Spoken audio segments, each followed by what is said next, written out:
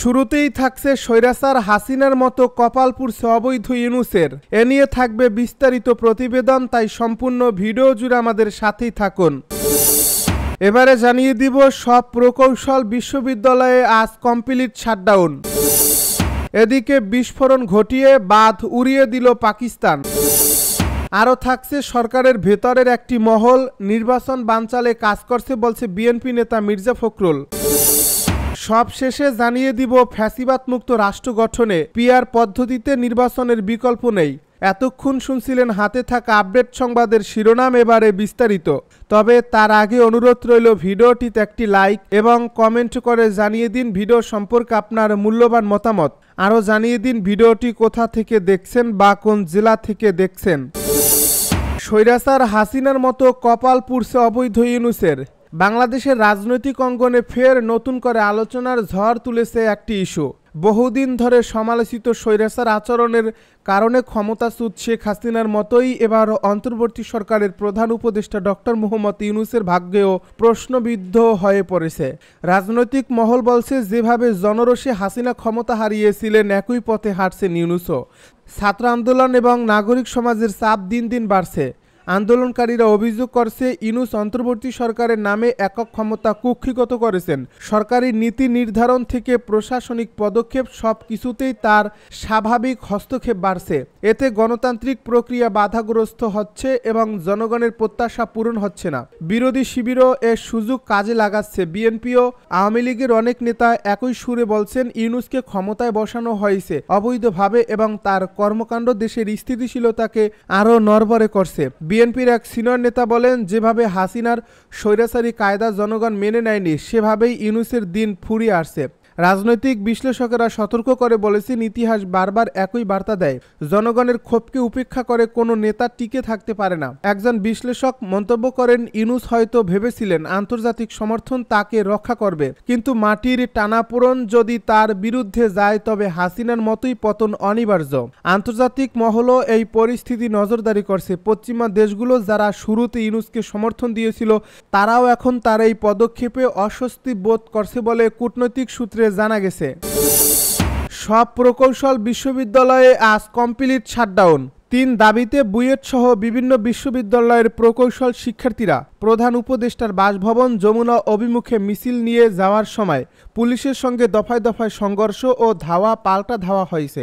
গতকাল বুধবার দুপুরে অন্তত 1.5 ঘন্টা ধরে শাহবাগ থেকে হোটেল ইন্টারকন্টিনেন্টাল ক্রসিং পর্যন্ত এই ঘটনা ঘটে। পুলিশ লাঠিপেটা, সাউন্ড গ্রেনেড ও কাঁদানে গ্যাস ছুড়ে শিক্ষার্থীদের ছত্রভঙ্গ করে পরিস্থিতি নিয়ন্ত্রণে নেওয়ার চেষ্টা করে। দীর্ঘ সময় ধরে শাহবাগ ও আশপাশের এলাকার গুরুত্বপূর্ণ সড়কগুলোতে যান চলাচল বন্ধ থাকায় এর প্রভাব পড়ে রাজধানীর অন্যান্য এলাকায়ও।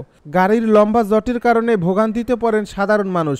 এরপর সব ইঞ্জিনিয়ারিং বিশ্ববিদ্যালয়ে বৃহস্পতিবারের জন্য কমপ্লিট শাটডাউন ঘোষণা করেন প্রকৌশল অধিকার আন্দোলনের নেতাকর্মীরা। বুয়েটের আন্দোলনরত শিক্ষার্থীরা দাবি করেছেন, পুলিশের হামলায় তাদের 60 থেকে 65 জন শিক্ষার্থী আহত হয়েছে। গতকাল বিকেলে তারা প্রেস ব্রিফিং করে চলমান কর্মসূচিতে পুলিশের হামলার অভিযোগ তুলে স্বরাষ্ট্র উপদেষ্টার ক্ষমা চাওয়া সহ 5 দফা দাবিতে রাজধানীর শাহবাগে অবস্থান চালিয়ে যাওয়ার ঘোষণা দেন। যদিও বিকেলে স্বরাষ্ট্র মন্ত্রণালয়ের এক সংবাদ বিজ্ঞপ্তিতে জানানো হয়েছে, ওই ঘটনায় পুলিশের 8 সদস্য আহত হয়েছেন, তাদের রাজারবাগ কেন্দ্রীয় পুলিশ হাসপাতালে ভর্তি করা হয়েছে। ঢাকায় বুয়েট সহ বিভিন্ন প্রকৌশল বিশ্ববিদ্যালয়ের শিক্ষার্থীদের উপর পুলিশি হামলার প্রতিবাদে গতকাল বিক্ষোভ করেছেন চট্টগ্রাম প্রকৌশল ও প্রযুক্তি বিশ্ববিদ্যালয় চুয়েট, রাজশাহী প্রকৌশল ও প্রযুক্তি বিশ্ববিদ্যালয় রুয়েট, খুলনা প্রকৌশল ও প্রযুক্তি বিশ্ববিদ্যালয় কুয়েট এবং পাবনা বিজ্ঞান ও প্রযুক্তি বিশ্ববিদ্যালয়। এদিকে প্রকৌশল পেশায় বিএসসি ডিগ্রিধারী ও ডিপ্লোমাধারী ব্যক্তিদের পেশাগত দাবির যৌক্তিকতা পরীক্ষা নিরীক্ষা করে সুপারিশ প্রণয়নের জন্য চলমান আন্দোলনের মধ্যেই গতকাল কমিটি গঠন করেছে সরকার।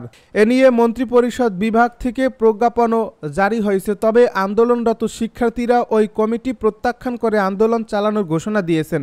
গতকাল সন্ধ্যা 6টায় ওই প্রতিবেদন লেখা পর্যন্ত আন্দোলনকারীরা শাহবাগ মোড়ে অবস্থান নিয়ে বিভিন্ন স্লোগান দিচ্ছিলেন। বিস্ফোরণ ঘটিয়ে বাঁধ উড়িয়ে দিল পাকিস্তান। ভারতের সীমান্তে প্রবল বর্ষণের ফলে পাকিস্তানের পূর্ব দিকে 3টি আন্তঃসীমান্ত নদী অস্বাভাবিকভাবে ফুলে উঠছে। এই কারণে পানির তীব্র চাপ বৃদ্ধি পাওয়ায় পাকিস্তানের কর্তৃপক্ষ একটি বাঁধের পাশের তীর রক্ষা বাঁধ বিস্ফোরণ ঘটিয়ে উড়িয়ে দিয়েছে। এক প্রতিবেদনে এ খবর জানিয়েছে ফ্রান্স 24। বুধবার ওই তীর রক্ষা বাঁধ উড়িয়ে দেওয়ায় বন্যার পানিতে বিশ্বের অন্যতম পবিত্র শিখ ধর্মীয় স্থান কর্তারপুর সাহিব তলিয়ে গেছে। প্রতিবেদনে আরও বলা হয়, পাকিস্তানের পূর্বাঞ্চলের আন্তঃসীমান্ত 3 নদী চেনাব, রাভি ও সুতলেজ নদীতে অস্বাভাবিকভাবে বন্যার পানি বৃদ্ধি পেয়েছে, যে কারণে পাকিস্তানের পাঞ্জাব প্রদেশ জুড়ে বন্যার উচ্চ সতর্কতা জারি করা হয়েছে। পাকিস্তানের মোট জনসংখ্যার প্রায় অর্ধেক 255 মিলিয়ন মানুষের বসবাস রয়েছে পাঞ্জাব প্রদেশে। বন্যায় ভয়াবহ পরিস্থিতির আশঙ্কায় চেনাব, রাভি ও সুতলেজ নদীর তীরবর্তী এলাকা থেকে লাখ লাখ মানুষ ও গবাদি পশু সরিয়ে নেওয়ার কাজে সেনাবাহিনী মোতায়েন করা হয়েছে।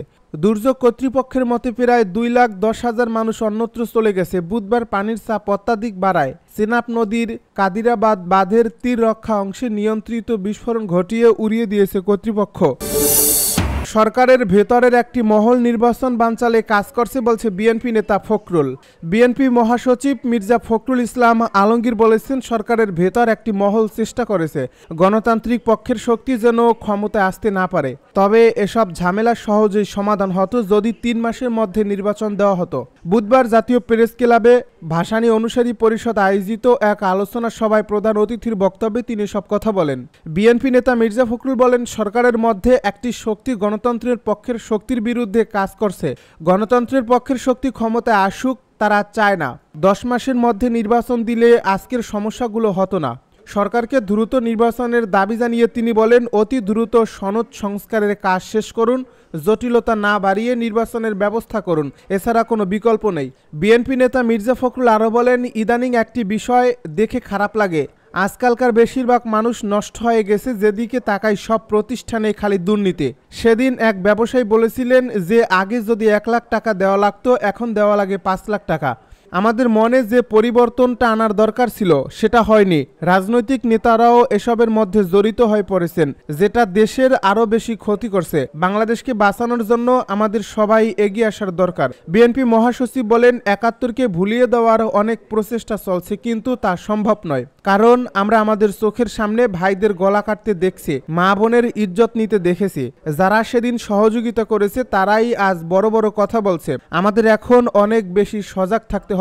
যদি ভাবি সব ঠিক হয়ে গেছে তাহলে এটা অনেক বড় ভুল। ফ্যাসিবাদ মুক্ত রাষ্ট্র গঠনে পিআর পদ্ধতিতে নির্বাচনের কোনো বিকল্প নেই। ফ্যাসিবাদ মুক্ত সমাজ ও রাষ্ট্র গঠনে পিআর পদ্ধতির নির্বাচনের বিকল্প নেই বলে মন্তব্য করেছেন ইসলামী আন্দোলন বাংলাদেশের সহকারী মহাসচিব মাওলানা আহমেদ আব্দুল কাইয়ুম। তিনি বলেন, মানুষ ফ্যাসিবাদ কখন হয়? যখন একক ক্ষমতা গ্রহণের সুযোগ থাকে। এমন পরিস্থিতিতে নিজেদেরকে আজীবন ক্ষমতায় টিকিয়ে রাখতে যা ইচ্ছে তাই করে, বারবার সংবিধানকে সংশোধন করতে করতে দলীয় প্রচারপত্রে পরিণত করে। এ অবস্থা থেকে দেশ, ইসলাম ও মানবতাকে বাঁচাতে এখন এদেশের জনগণের একটি ভরসা, তা হলো সংখ্যানুপাতিক পদ্ধতির নির্বাচন, যা পিআর পদ্ধতি হিসেবে পরিচিত। ইসলামী আন্দোলন বাংলাদেশ ময়মনসিংহ 6 আসনে ত্রয়োদশ সংসদ নির্বাচনে প্রার্থী বাছাই অনুষ্ঠানে প্রধান অতিথির বক্তব্যে তিনি এসব কথা বলেন। জেলা নির্বাচন পরিচালনা কমিটির সভাপতি মাওলানা মামুনুর রশিদ সিদ্দিকীর সভাপতিত্বে এবং সেক্রেটারি মাসুদুর রহমানের সঞ্চালনায় এতে উপস্থিত ছিলেন জেলা সিনিয়র সহ সভাপতি মাওলানা সাইফুল্লাহ মানসুর, ওলামা মাশায়েখ, আইএম পরিষদের জেলা সভাপতি মাওলানা তাজুল ইসলাম কাশেমি, শ্রমিক নেতা মনিরুজ্জামান সহ জেলা ও থানার নেতৃবৃন্দ। সহকারী মহাসচিব মাওলানা আহমেদ আব্দুল কাইয়ুম বলেন, ছাত্র জনতা জীবন বাজি রেখে দেশকে ফ্যাসিবাদ মুক্ত কায়েম করেছে। একটি সুন্দর আগামীর জন্য, আগামী বন্দোবস্ত বিনির্মাণের জন্য রাষ্ট্র সংস্কার, গণহত্যার দৃশ্যমান বিচার, জুলাই সনদের আইনি ভিত্তি তৈরি এবং একটি ফলপ্রসূ নির্বাচন, যা পিআর পদ্ধতির নির্বাচন। পুরনো বন্দোবস্ত থেকে বের হয়ে আসতে হবে। মানুষ জিজ্ঞাসার রাজনীতি